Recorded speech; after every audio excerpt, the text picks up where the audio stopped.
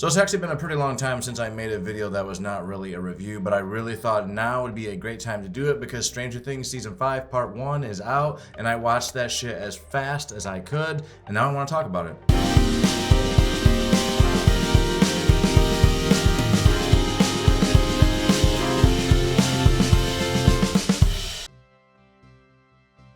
One of the things I noticed right away about this new season is that it feels intense right from the get-go. I felt a sense of dread and concern almost immediately, and I liked catching up to where we had been and seeing all the new aspects. And in this season, we did get a jump forward in time, so we had some catching up to do, and I do like how they made it feel like, yeah, there's something that we missed out on. I didn't really hate that. I'm glad that we had this time jump because I liked the feeling of playing catch up. So we find out that they have something going on called the crawl, which I guess is when they go through the upside down, scour it section by section as they look for Vecna. Hopper is the one who's been doing it. He does not want Elle going in at all because he wants to keep her ready and capable for when that final confrontation happens. So he's scouting ahead. I like seeing that training montage with Elle where she's trying to get ready for battle, because I'm thinking, girl, you really did need to step it up a notch. If she's going to go up against Vecna, she definitely has some room to improve.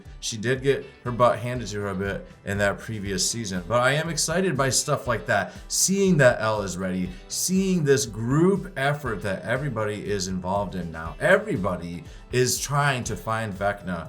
In this main core, of course. I mean, guess the military is even too, but they're also really focused on finding 11. I don't really know why. Dr. K is a new interesting character. Apparently, she was the one who was behind that military guy from the get-go, Jack Sullivan, or Colonel Sullivan. I don't remember if Jack's his first name, but Colonel Sullivan. She's been behind him the whole time. That's a pretty interesting reveal, but the question does remain, what does she want with 11? The scene where the Demogorgon attacks the Wheelers was a scene that I thought was, oh my god, just really, really, again, very, very intense. I was on the edge of my seat the whole time. I never really thought that Ted or Karen Wheeler were very interesting in terms of characters. Most of the time, every time I watch this series, I'm like, where are your kids? Do you have any fucking idea at all? But I gotta say, that episode where the Demogorgon goes after Holly and it ends up attacking both parents was really, really intense. Super. It was like the first time I actually felt concerned for Ted and actually cared about him. I was like, oh no, dude, you might be in danger.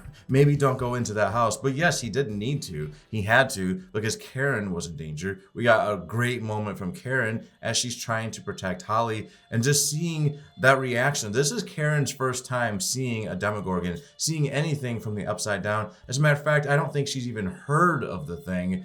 Nobody has been keeping her in the loop at all. The kids definitely are hiding all this stuff. She's really been left out of the loop for a ton of stuff. But here she is now, face to face with a Demogorgon. And at first when Holly came into the room and was saying, Mom, there's a monster in my bedroom, and Karen was like, oh, go to bed, there's nothing wrong. I was like, bitch, there is something wrong. A Demogorgon just broke into your daughter's room and tried to kidnap her. But when that moment finally came and she came face to face with this thing, she rallied and she tried her best. She really gave it that college try. And I gotta say, yeah, the first time I've actually cared about the Wheelers as characters. One of the things that's pretty unclear about this new season is what exactly is Vecna up to. We know that he is trying to gather new kids, and he looks like he needs 12 of them. He wants them on their little altar connected to those disgusting tentacle things.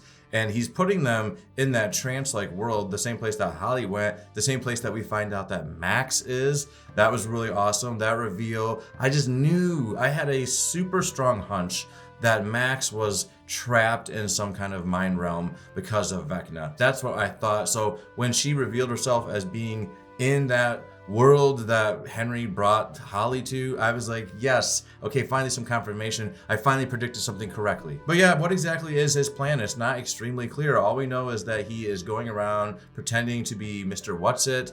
He's showing himself as a figment of these kids' imaginations. Everyone thinks that these kids are absolutely nuts, that they just have an imaginary friend, but no, he's very much real. He's using that psychic power that Vecna has. So of course you can't see him coming. But what is his end goal? Why does he want all these kids?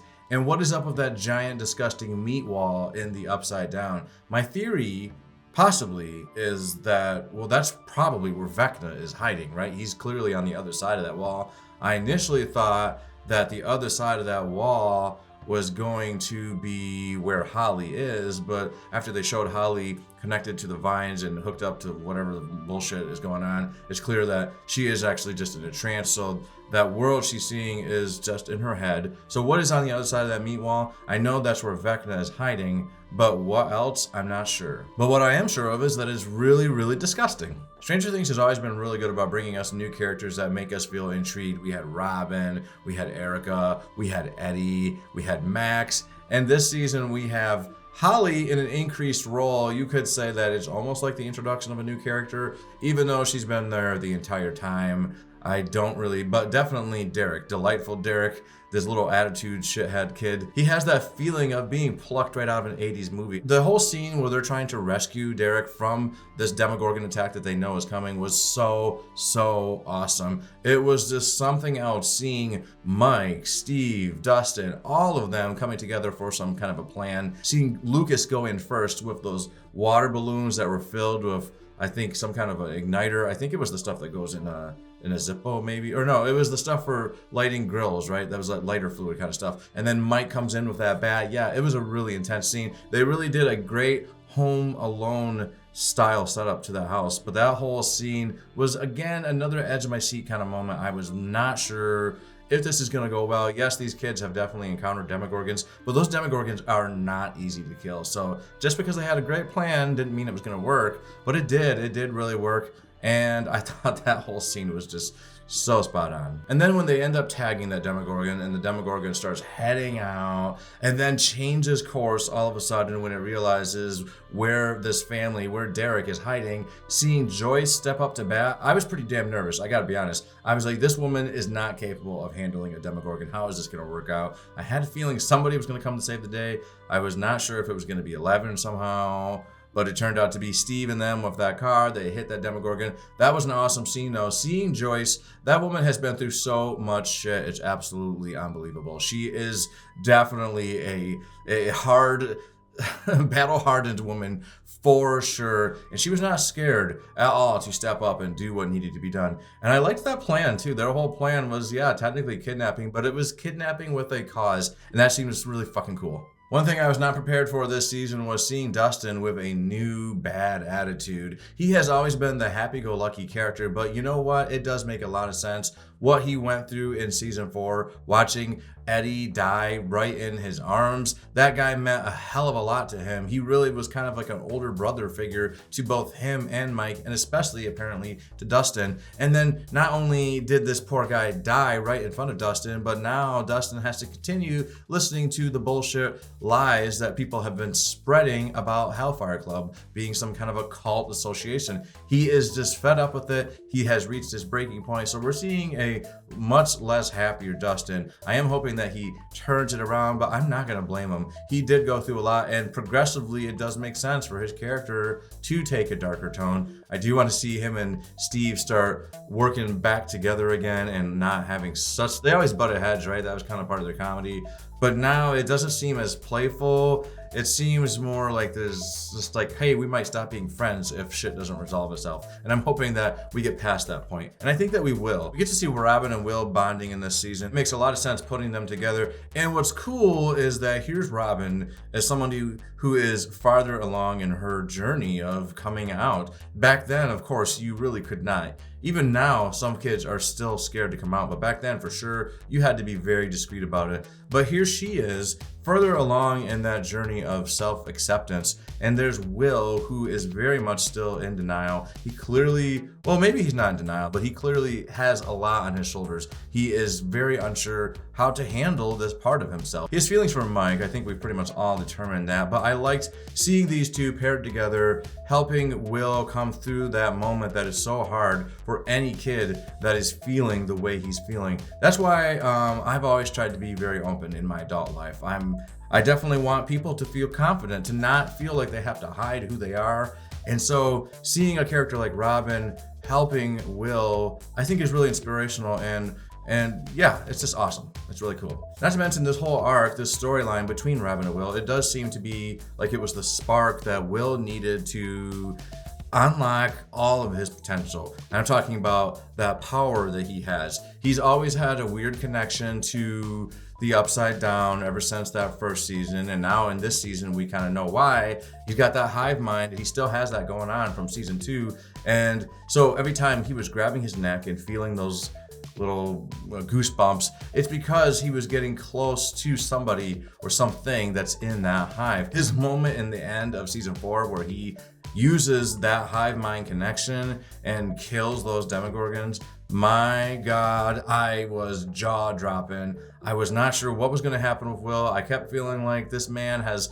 for sure more to do in the storyline, but seeing that come about was just absolutely fucking epic. He saved the day, but it does sound like his powers are related to that hive mind, and so it's only when he's connected to the hive that he'll be able to use those powers. But still, we got to keep Will near the front line from now on, because he can literally be the difference between losing a battle and not losing a battle. Another thing that really excited me about these first few episodes is the reveal of 8 returning. That's the lost sister, the girl that episode that everybody absolutely complains about from Stranger Things season 2. I knew that she was going to come back and have some kind of important relevance to the story. I didn't think that the Duffer Brothers were going to literally have an empty plot point that just meant nothing. But I still, even if they didn't come back to her, that episode did have an impact. That episode taught Eleven how to unlock more of her powers, that her anger is kind of the key to that. And it also helped her realize